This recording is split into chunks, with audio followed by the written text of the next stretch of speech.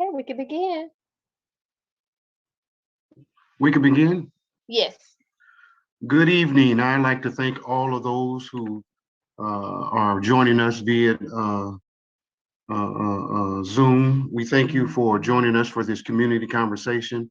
I am your board member for District 2, Mark Christmas. I'm thankful to have the Clayton County staff and the Clayton County Board Chair, Jesse Goree, here with us. I'm thankful for Dr. Keith Colbert, Dr. Tamika Billingsley, uh, Mr. Gary Townsend, uh, Miss Shara Morgan, Dr. Cedric Barbara, Miss Angela Harrison Collier, and I thank our board coordinator, uh, Dr. Rump Carter. Thank you all for being here. We are delighted to have a conversation with you.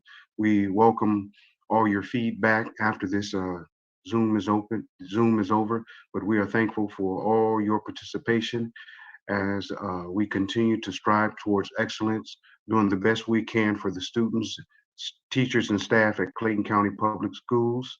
I am thankful for you for being here with us tonight.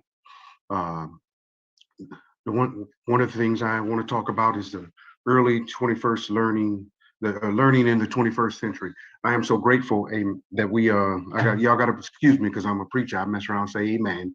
Uh, I am thankful that I want to introduce first our board members, board chair, uh, Jesse Goree, District 1, uh, Jasmine Bowles, District 2, myself, Mark Christmas, District 3, Jesse Goree, District 4, Victoria Williams, District 5, Dr. D. Haney, District 6, Mary Baker, District 7, Sabrina Hill, District 8 is vacant, and Mr. Ben Stryker, District 9.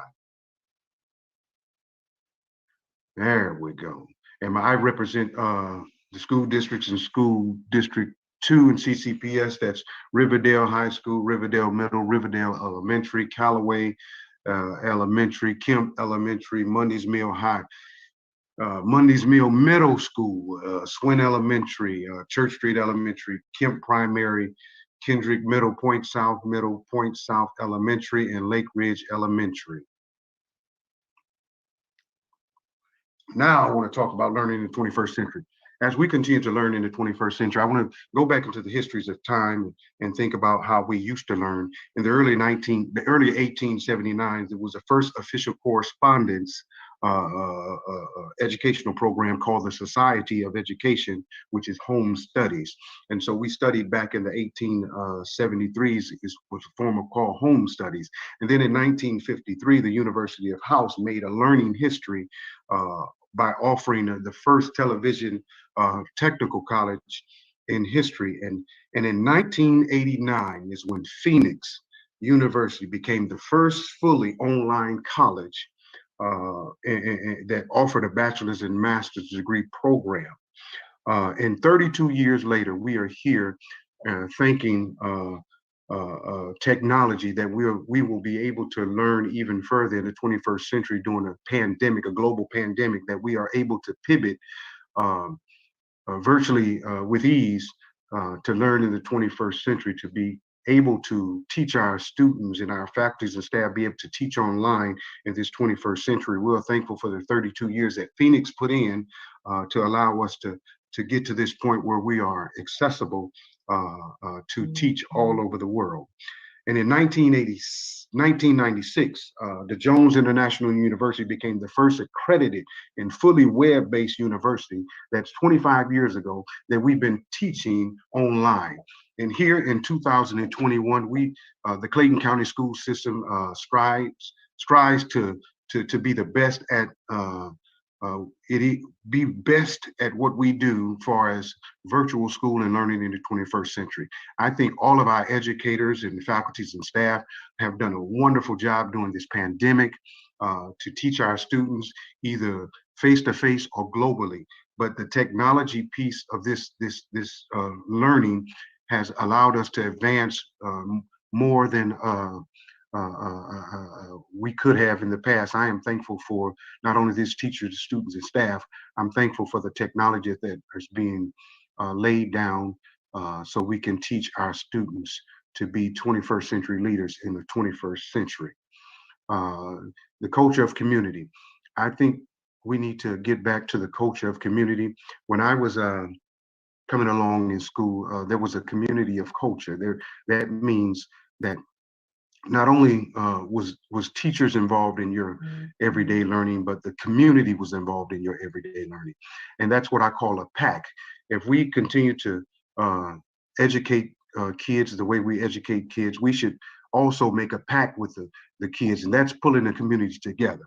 So we need not only the teachers and the faculty and staff, we need the parents, we need community policing, we need all those aspects that we had growing up, even in the 21st century. I think that our learnings will be greatly impacted if we pull the community together to do all we can do for these kids. That means make sure that they're doing all that they need, make sure that those who need jobs, get them jobs, those who are hungry to learn even further, make sure they're learning at an advanced pace. And I thank God that we are trying our best to do that. And if you look at our school district, we are not faring so well so far. But I think if we do a Sankofa and go back into the histories of time, Clayton County Public School was ranked at the top at one time. I think it was in the 1980s, we were ranked at the top at one time. And if we take a Sankofa moment and go back into the annals of history and see what they did, I understand that there is a different demographic of people who we served at that time, but the demographic of people that we have right now are the people that are or that I feel that have been through some of the toughest times and can get through the toughest years and do whatever they need to do to achieve the level of success that most of us on this panel have achieved somewhat. And I thank you. If you have any questions, and we're going to go move on. I know I rattled off a lot of information. We're going to move on, and we're going to talk about the advisory council. We are seeking parents and teachers and principals and staffs and students and community members to serve on our 2001, 2022 District 2 advisory councils, and applications are due September the 17th, 2021, and the council members will be announced on the September the 24th, 2021. Nominations were sent via email. All right, and now we will have our District 2 school highlights. We're going to highlight our schools, and we will start. What's going on? We will start with Monday's Mill High. Good evening, everyone. Can everyone hear me? All right. Well, Mr. Christmas, thank you very much for giving me this opportunity. I'm Mr. Gary Towns, the principal of the world famous Monday's Mill High School. To our community, I just want to share with you all some of the things that we got going on. The first highlight, or first thing I really want to share is probably a very important thing that's going on in our community today with this pandemic. On Saturday, Monday's Mill High School again will give you the opportunity to be vaccinated. So the state board of health will be at Monday's Mill High School, in which they will be passing out the second dose of the vaccination to our community. So please, guys, I ask you all to come out.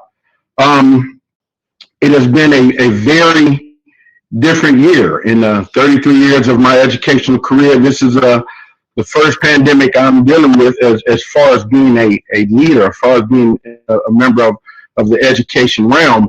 But I must commend our students that are in this building. They have taken this on, and they are so energized about being back in school, and they're doing such a good job.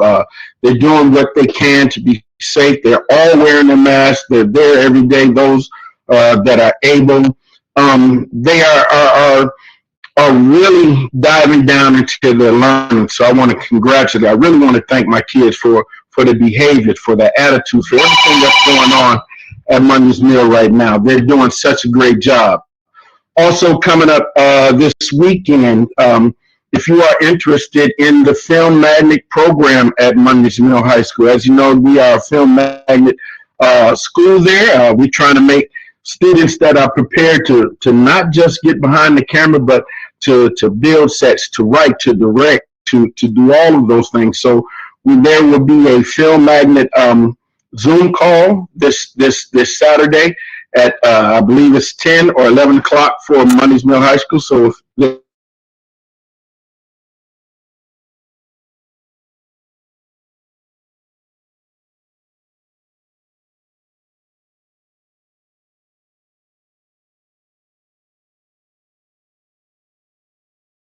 you know that community. We just had a exam on the 28th, but our next one I believe is coming up on.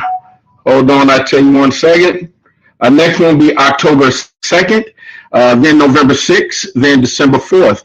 We recommend that our kids get out there and begin to take that test far before their senior year. Let's try to get them in there that sophomore year so they can begin to prepare. As you know, many of your colleges and universities require that you take that exam. So Mondays Mill High School is a testing site for that. Coming up soon, even in the midst of this pandemic, we still playing football. We got a game this Friday. We were scheduled to play Mount Zion, but that game had to be rescheduled. We will now be heading to Atlanta. We're going to Lakewood Stadium to play South Atlanta on Friday. So if you all have an opportunity, come out there and support those mighty Tigers. Also, we got girls softball, we got girls volleyball, we got cross country.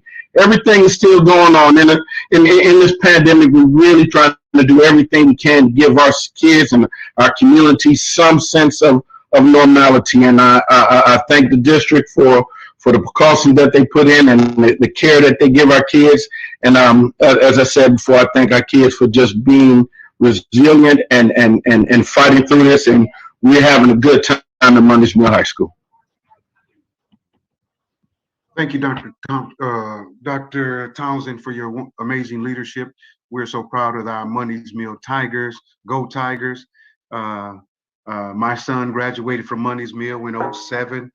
He matriculated all the way through Clayton County Public Schools. He went to Point South Elementary, Point South Middle. Anthony Smith was his principal at Point South Elementary and Mondays Mill Middle. We are so thankful for all what you principals do with with our babies, with our children. Y'all have poured so much into their life, and we're thankful for your leadership. Now we'll have Miss Morgan. And Miss Morgan, if you need to leave after you present, you go and get out of here, okay? Thank you, Mr. Christmas.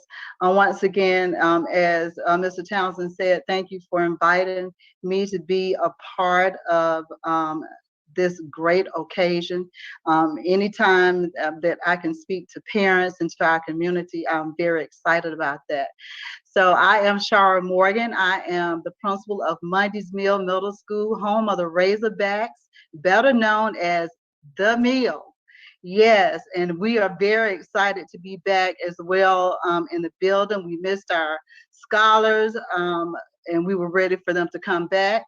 At the Mill, we are engaging in STEAM. And so STEAM is science, technology, engineering, involving the arts and mathematics. And so we are working towards our certification. A lot of our children who came from Brown Elementary School were a part of the certification of STEM and STEAM at Brown. And so they were excited when they came to Mondays Mill Middle School. So we offer various programs for our students to engage in the world of STEAM. Mr. Christmas talked about 21st century skills. So very important that our students engage in those 21st century skills. They need to know how to collaborate. They need to know how to communicate. Also practice their critical thinking skills and creativity. And that is just what STEAM involves for our students. It allows them to be creative, create projects, come up, be problem solvers of our community. And so we do a lot of project-based learning. We involve our kids with coding. I know that some of your kids play Fortnite, and believe it or not, part of Fortnite is about coding. And so we do engage our kids with that. We are involved with various partnerships like the Hype Project. We are involved with Georgia Steam Truck.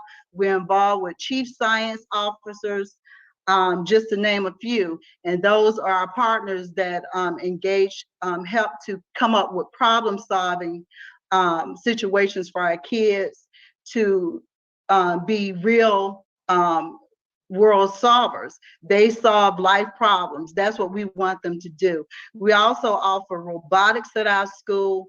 We have drone club at our school. We have engaged our partners in helping us to get STEAM carts for each of our grade levels, so that our grade levels can pull materials to help them with various projects that our kids are working on. We just received donations from Donors Choose for drones, for iPads for our kids in computer science classes. Our kids, along with Mr. Townsend's school, is a media arts school, and we are right in alignment with him with music and media arts.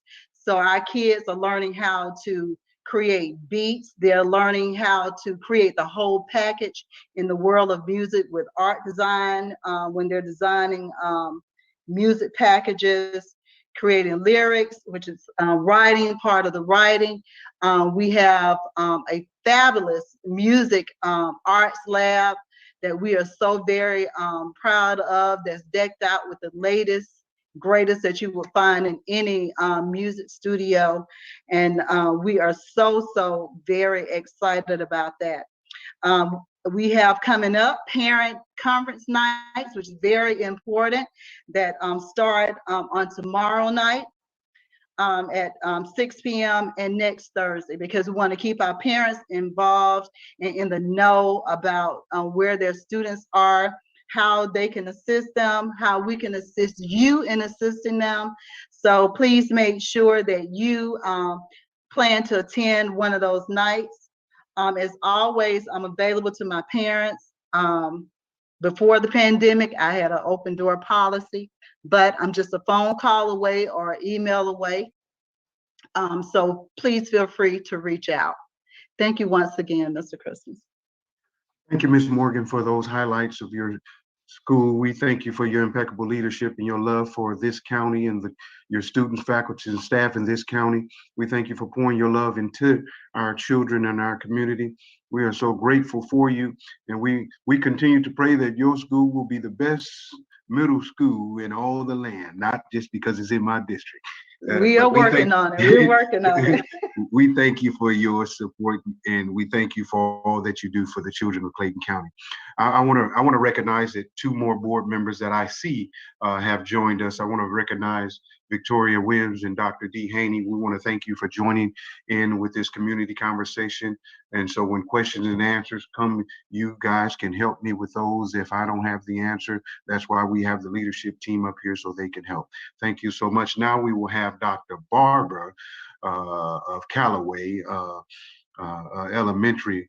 We didn't save the best for last. We just saved him for because I know he's going to do an outstanding job. Good evening. Good evening. I appreciate the opportunity, Mr. Christmas, and I just want to say good evening to my colleagues and the others who are on this call. So thank you again for the opportunity. So my sister, Ms. Morgan, you took my whole spiel, okay? And I say that because just like Ms. Morgan, Callaway is one of the schools that are in the next round to become STEAM certified. So that's actually my partner, my sister in crime. So we are in the same group. But anyways, I'll spin off from some of the things that you spoke of as I give some highlights for Callaway. But one of the things I wanted to point out, during this pandemic and the shutdown, it was brought to my attention that Callaway was nominated somehow or identified as a hidden gem among elementary schools in not Clayton County, but Metro Atlanta.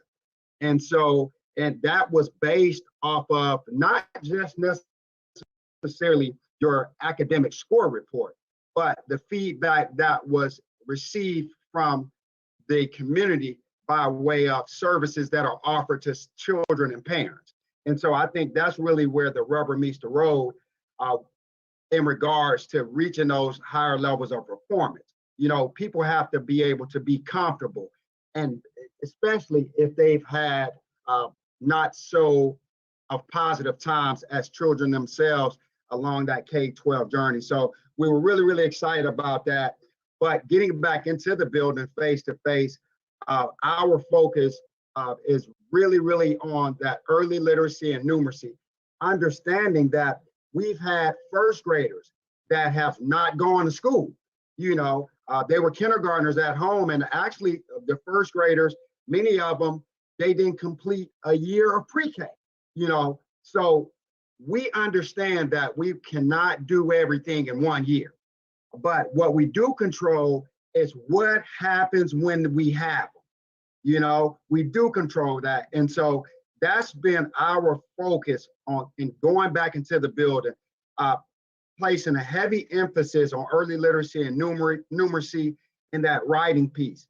And of course, I cannot forget the idea being that we're elementary.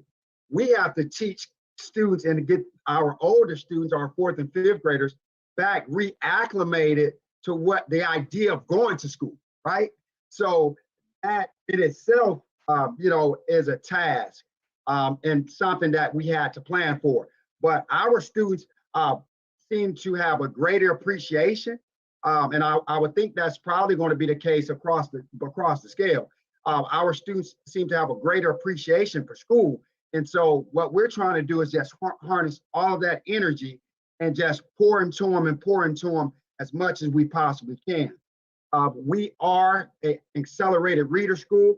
And so many of you know that our school recognizes the top readers of the school every year at Callaway, and we give away 50+ bikes with the helmets to match for safety.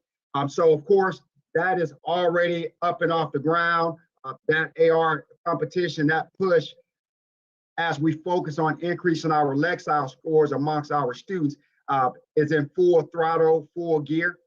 In addition to hiring a literacy coach, we're actually going to be able to even focus even more on increasing those literacy rates and Lexile rates among students at our school. So we're always excited by our accelerated reader program.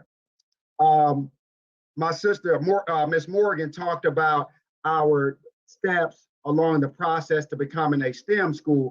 One of the things that we did before we left and this pandemic hit us is that we created a situation whereby we had the opportunity to hire a STEM teacher. So for specials, my kindergartners are going into 2 separate maker spaces, and that's a classroom where all of the kids and all of those resources and materials are directly connected to standards for students in kindergarten, 1st and 2nd grade. Then you have another location that is dedicated to students in 3rd, 4th, and 5th grade, in addition to establishing a STEM club. And so we have all of the resources that we need. We have the Lego Mindstorm robots. Our kindergartners are already coding.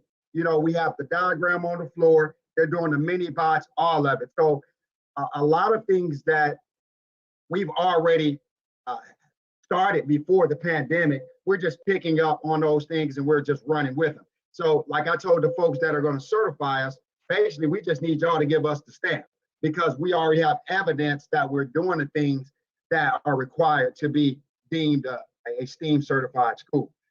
We do have curriculum night that we've already planned out, virtual curriculum night that is going to be held on September the 29th. So of course, we always have a huge turnout there at Callaway. So that's going to be September 29th from 6 to 7. And our parents will get a good understanding of what the instructional program looks like at Callaway. So they don't just show up just to hear me talk. You hear from the experts. You hear from our math ambassadors, our English language arts ambassadors, our academic coaches, because we try to stay focused on the bread and butter. And that's an equality instructional program. And that's what parents want. That's what parents want. So we have that coming up. We also have our second CCPS ELBC Day, which means Extended Learning Beyond the Classroom. And that day is next Friday, September the 17th, which is an important day for all students in our county. It's not a day on, it's not a day off, it's a day on. So when teachers are there in the building receiving the professional development, the professional learning to enhance a quality instructional program, we expect that our students on next Friday to be hands-on, minds-on with those assignments that are standards-based and performance-based and project-based at home with their parents, staying busy. We have made it where all of those assignments for ELBC days are required. They're not optional, okay? They're not optional. So we definitely invite our parents to be a part of that. It's an exciting time to just connect with your students, see what it is that they're learning, see what it is that they're most interested in. And so we definitely want our parents and the members of our community to take advantage of those ELBC days, all right? So I can go on and on and on and on and on about the great things that are going on in Callaway. We got our first Spirit Wear order back today.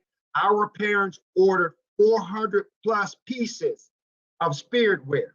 And if you know anything about Callaway, we're big on marketing our school. And we have to do more of that as a whole and even more as a community. So we have a lot of good things going on, just like my other colleagues mentioned. And I'm just excited to be a part of Clayton, part of the Clayton County School District, and looking forward to some awesome things going on, even in spite of this troubling time. But we shall make it through. So thanks again, Mr. Christmas. Thank you, Dr. Barber, for your strong leadership that you provide to Clayton County Public Schools. We thank you for pouring into your APs and your staff and allowing them to further themselves. I know you had one AP that became a principal under your leadership. We are so proud of what you have done in our community. We are thankful for what you do for our kids. We think that Callaway is a high reader. I remember giving 2 bikes. I can remember when I was in the 6th grade and won a bike and how much that meant to me. And then a joker came and stole it. But I had it was a good time. And I remember winning that bike, and I felt good about myself. So I know your kids who may be a little bit behind on reading, when they see them bikes, they get caught up real fast because they want a bike. And we appreciate all that you do and continue to do a great work for Clayton County School. Continue to love on our children, continue to love on your faculty and staff. That will go a long way. You can push, they'll do anything for you when they know you'll do anything for them. And we're thankful for you and your leadership. Now we will have up next, I believe, Ms. Tamika Billingsley. But before she comes, I want to recognize that our Superintendent Maurice Beasley has joined this community conversation, and Dr. Ralph Simpson also have joined this conversation. We want to thank you for joining this conversation. And when it's time for question and answers, we got the 2 big dogs on campus, and so they'll be able to help us out. Good evening, everyone. Good evening. My name is Tamika Billingsley. I'm Director of Finance in the Business Services Department, which is under Ms. Emma Bitten, our CFO.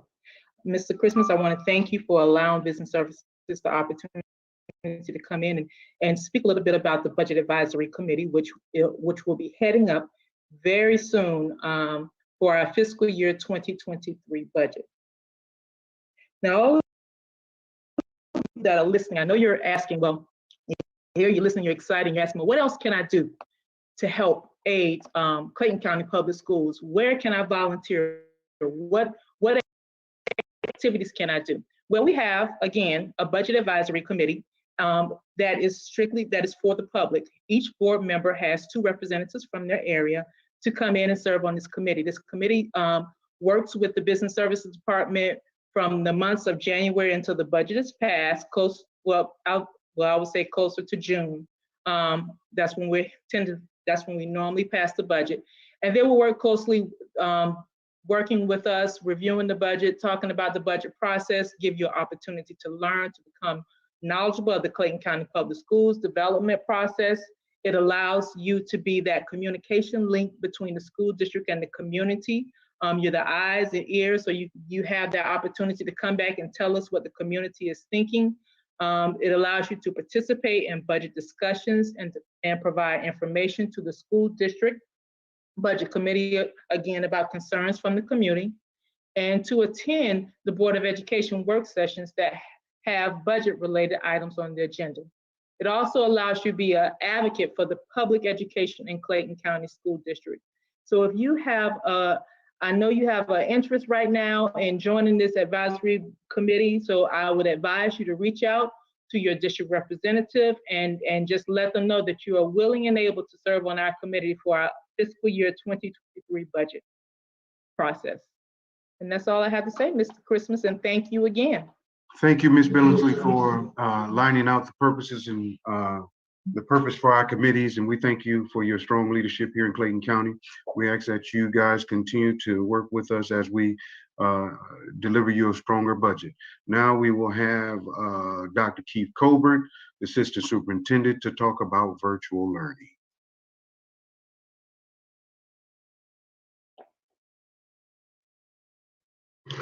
Good afternoon, good evening, Mr. Christmas. Thanks for having me this evening to kind of talk about virtual learning and really focus this evening on being a successful virtual student. As you're aware, we have about 7,200 students that are currently participating in virtual learning. And as you started off, Mr. Christmas, thanks to the technology team getting Chromebooks and for back to the board approving the budget to be able to get Chromebooks into the hands of all students, which that has really allowed for us to be able to offer instruction to kids at home and in the school environment. So this evening we kind of want to focus on the success in the virtual learning environment. Condition for success. Ensure that your student has a dedicated space for learning, almost like the classroom, but it'll be a classroom inside of the home. Create a comfortable space, create a well-lit area, create an area that is free of distractions. We want the student to be able to focus in on learning and be able to pace themselves through the curriculum as they move throughout this semester. We also want to ensure that you are aware of your students' instructional schedule, which includes the start and end times for each class. If you do not know that, please reach out to your child's school. You may consider creating a visual schedule for your student to follow. You also may consider setting timers to ensure your student is on time for class and don't miss any instruction. Next slide. Also, we want to ensure that you have your parent credentials, major piece here. Make sure that you have your parent credentials set up for Infinite Campus so that you can monitor your students' grades and attendance. While we are monitoring at the school level, we'll also make sure that you are monitoring at home. If you do not have access or need to reset passwords, please reach out to the school's parent liaison or the school administrative staff. They can get you back up and running if you need to reset your portal account. Having an account set up will allow you to receive email notifications. That means if your child is late to class or happen to miss a class, you will get a notification that your child did not attend a particular class that day. We also want to be concerned about the social emotional well-being of all students, whether they are face-to-face or in the virtual learning environment. So you do have the opportunity to participate in all extracurricular activities that promote the student's social and emotional well-being. This includes events designated at the school and or in your community. We also want you to ensure you know how to communicate with your students' teachers and administrators. Next slide, please. Some critical dates Couple dates are coming up, fastly approaching. The first critical date for you to monitor and ensure that that virtual environment is working for your scholar. September the 14th is the 4.5-week progress report. All students will receive grades. You have an opportunity to measure your child's progress in the virtual learning environment. Following that, October the 21st, we will have term 1 report cards, first 9 weeks. Elementary and middle grade students, grades are calculated first 9 weeks, second 9 weeks, third 9 weeks, and fourth 9 weeks, a cumulative average to ensure that they can meet promotion criteria to go to the next grade. So October the 21st is a key date. November 30th is another key date. And the term 2 9 weeks will be January the 14th for elementary and middle school students. Critical dates for the high school students, again, September the 14th, again, the 21st, also again, but November the 30th, high schools are on what we call a block schedule, which means their classes go throughout the entire semester. So another critical date for high school will be November the 30th, which will be called the 13.5-week progress report. And a very key date for high school. Grades stamped on their transcript. Their GPAs are calculated, start to be eligible for the Hope Scholarship, January the 14th. That will be the final grades for the first semester. So make sure you mark those dates and you're in communication with the schools about those important dates. We have 2 high schools that are still currently using the traditional schedule. That's Elite Scholars and Stillwell School of the Arts. Their grading process includes September the 14th, the 4.5-week progress report, October the 21st, and November 30th, as well as the block high schools. And they will also receive their term 2 grades on January the 14th. Important participation in beginning of the year assessment for all virtual students. Elementary schools have completed their beginning of the year assessment, and it's important that we're able to collect data and information on how our students fared last year during the pandemic. It's important that we collect information and data on where students are as we try to recover for an interruption in learning last year. 6th to 8th grade students are currently participating in the MAP assessment. Also, the high schools are also participating in the MAP assessment currently. The last date for testing for middle and high school students will be September the 16th. Now, parents, a lot of the virtual students haven't been engaged in assessment, so please ensure that we have conversation with them to go ahead and participate, contact the school and see when they can make up that MAP, that beginning of the year MAP assessment.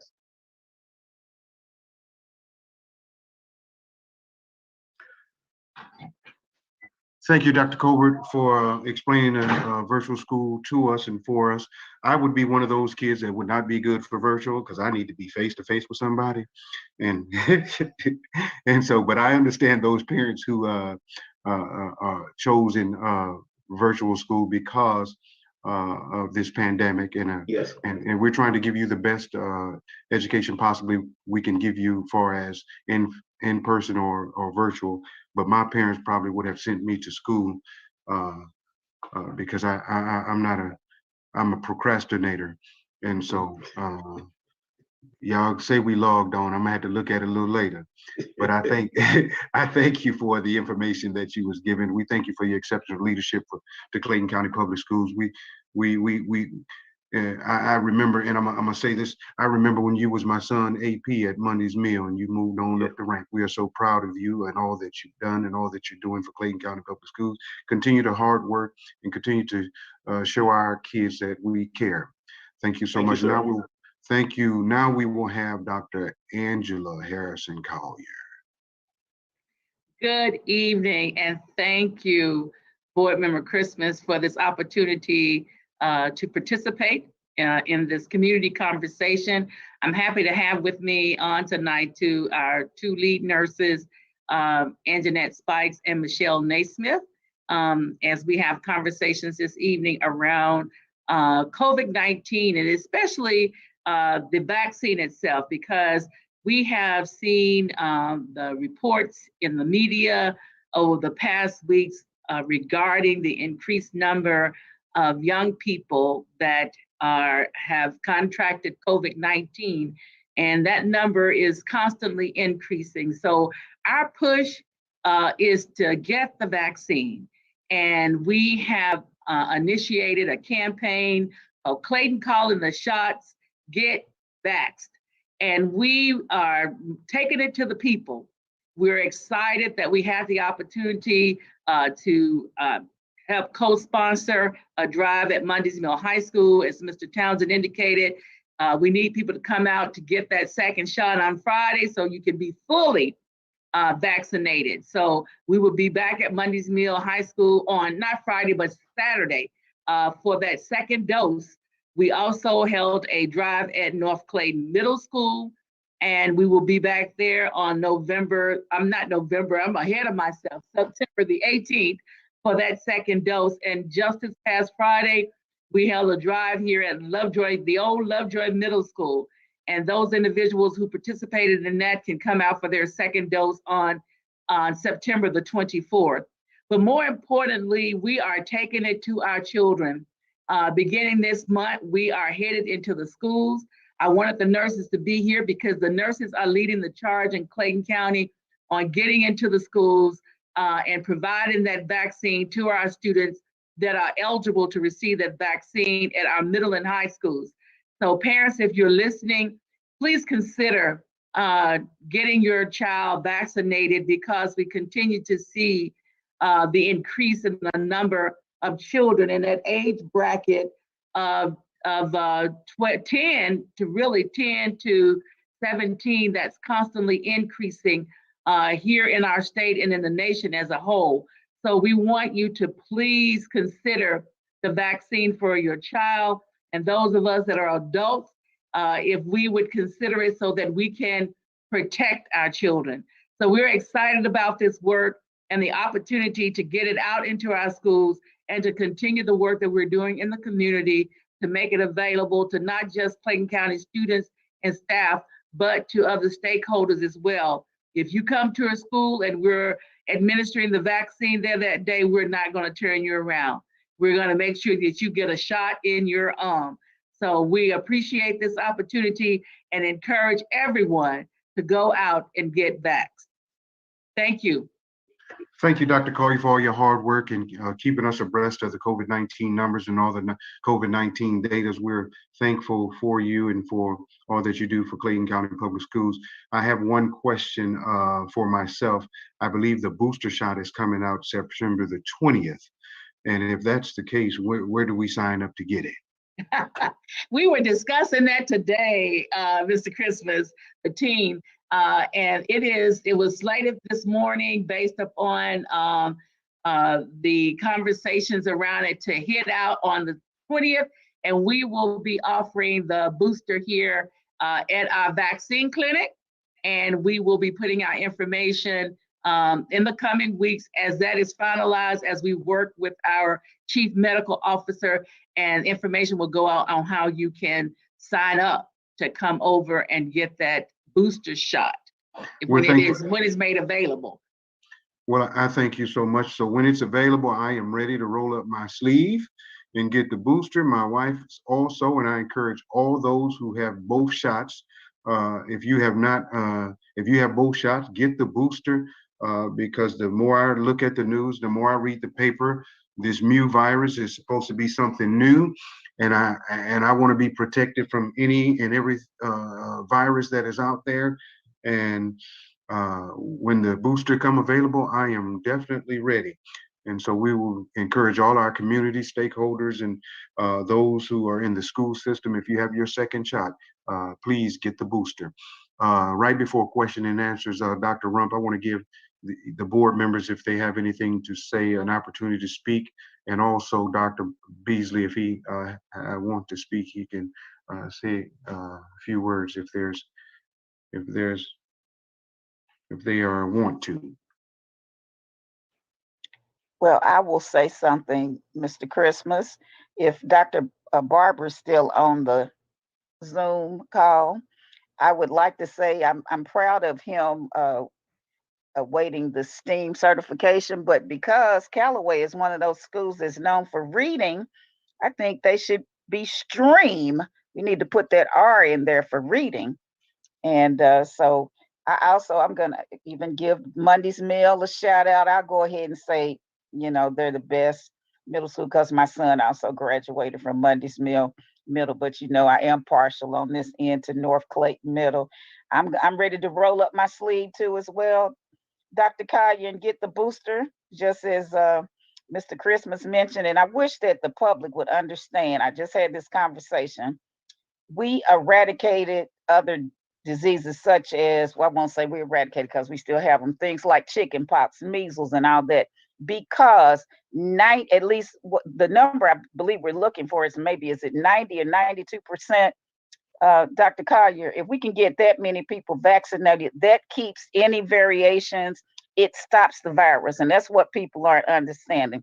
When you only have maybe 40% of Clayton County vaccinated, that's why the mutations and variants are going to continue. So people, please help us. If you want these schools to remain open and you want your children to have face-to-face instruction, please go get the vaccination. Thank you all so much for joining us. Thank you so much. Now we will have question and answers. Dr. Carter. Hey, thank you so much, Mr. Christmas.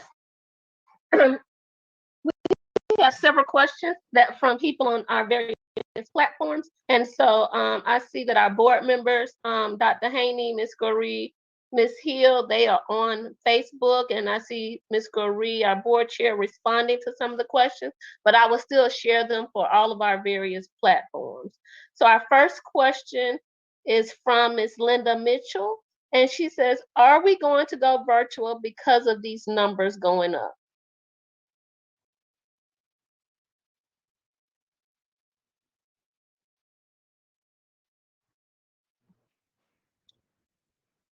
Can we get a response to that question? Where is it? That would Dr. be a Beasley? Dr. Beasley question. Well, thank you for the question. Thank you all for inviting me to the event. Anything else but that? The answer is we're looking at campuses on a case-by-case basis. We're working with the epidemiologist. The goal is to keep kids in school face-to-face as much as possible. And if we can isolate an individual or a classroom or a group of individuals while we keep the school face-to-face, as long as it's operational, that's the approach that we're taking. If we see that the school cannot operate because too many staff members and others have been affected, then we will move that school to virtual for the recommended number of days or weeks.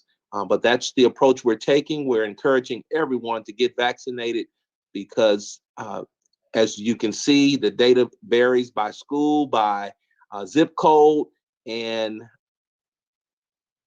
we know that it will be better for all of us if we can all just get vaccinated. Thank you, Dr. Beasley.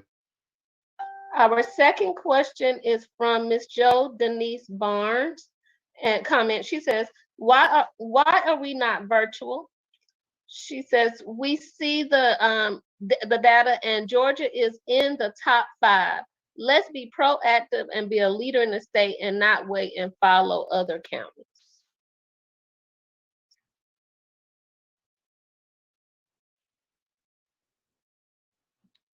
Well, I actually answered that question for her in the chat on Facebook, and the answer to that question is that we gave parents a choice this year to either be virtual or in person.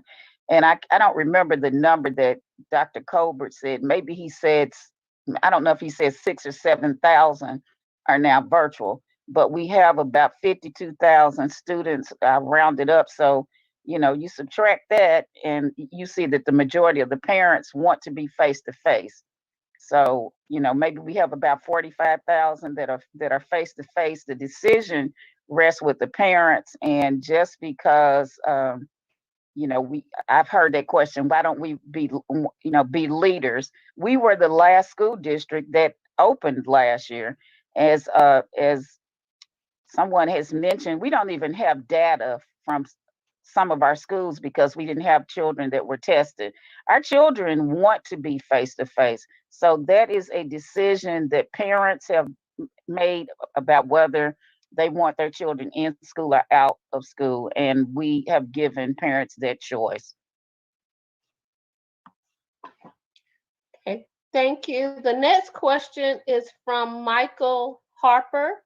Is it true that the J&J is effective against the Delta variant, therefore the booster may not be required? Dr. Collier?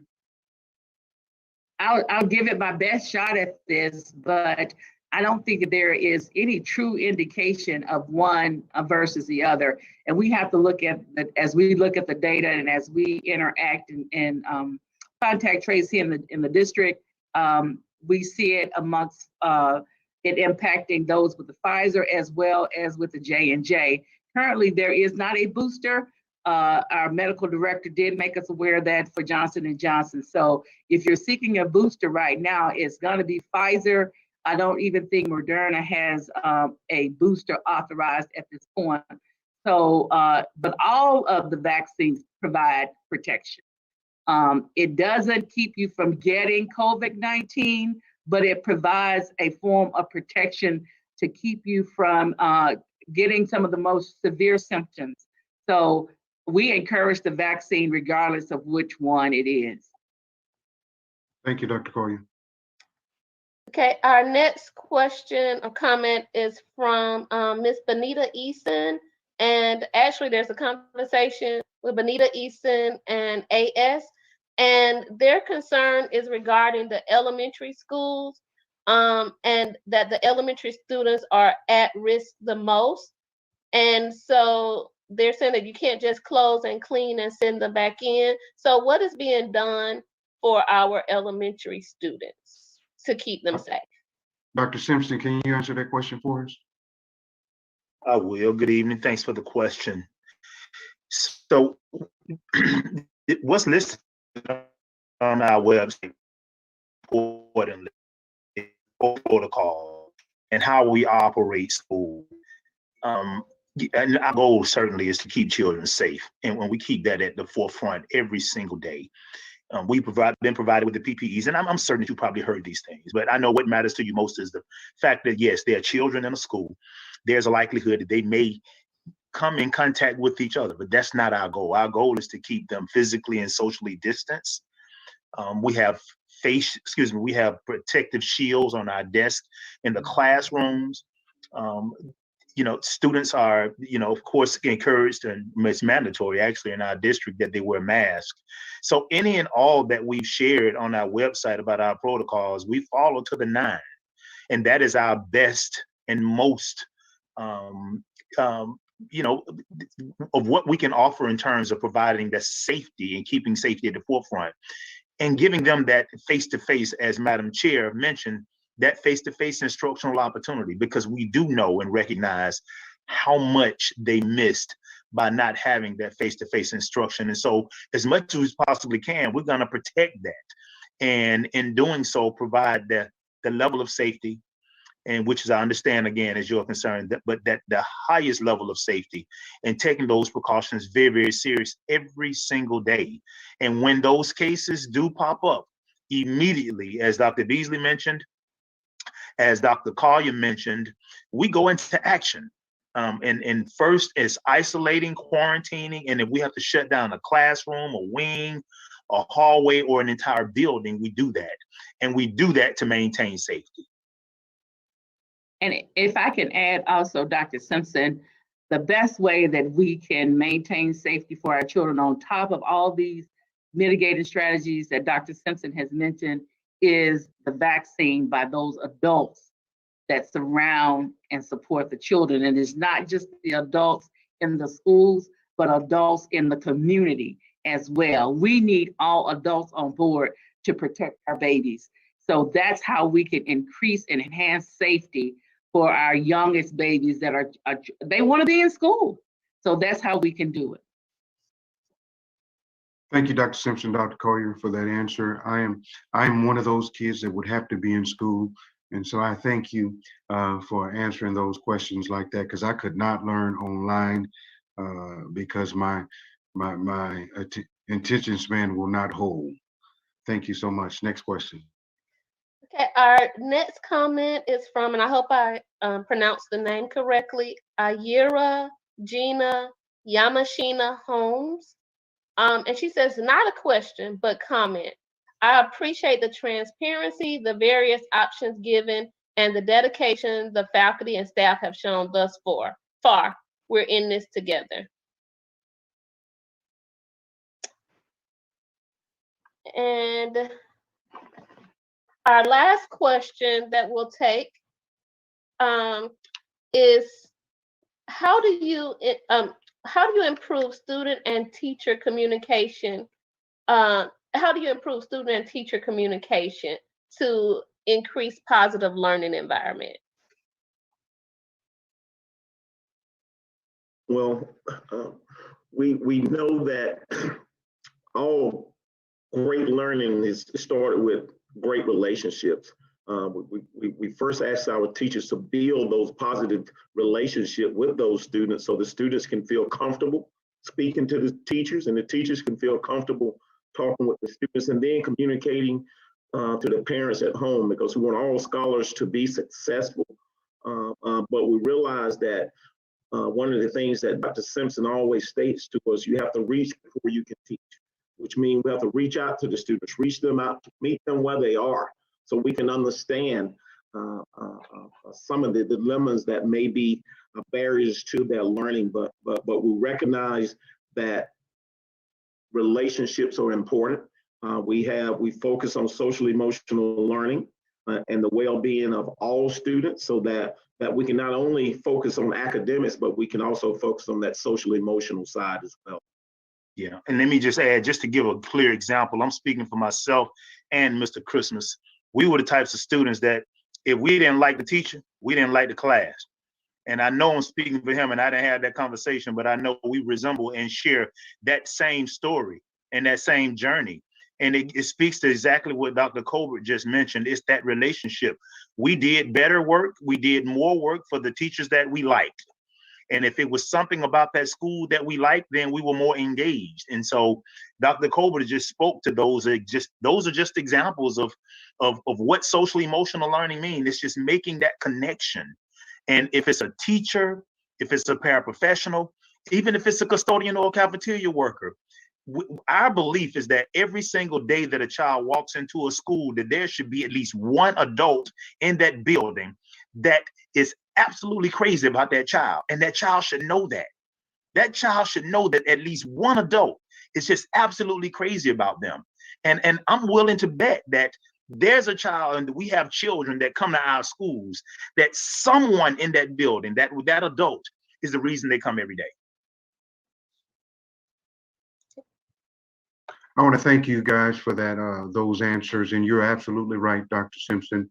My 7th grade year in middle school, I had one teacher that I call every Sunday right now till today because he impacted me that much. And I'm 53, and I still call him every Sunday. And so I thank you for those. I want to thank all you, the educators. I want to thank Dr. Beasley, Dr. Simpson, Dr. Keith Colbert, Ms. Morgan, Dr. Collier. I'm trying to call the roll, Dr. Barber, and Mr. Townsend, and all those, my board chair, Ms. Billingsley, Ms. Williams, Dr. D. Haney. I'm not sure if I said Dr. Collier, but I am thankful for all that you've done. And I know if we haven't answered all of your questions and you still have questions to our stakeholders, there's a structure in which you contact, get your issue to. You must first talk to the teacher, then talk to the principal, then talk to the area superintendent, then you talk to the deputy superintendent. And if the deputy superintendent cannot handle it, it should go to Dr. Beasley. And if Dr. Beasley does not handle it, then that's when you come to the board. But you should never, ever skip these steps and immediately come to the Board of Education.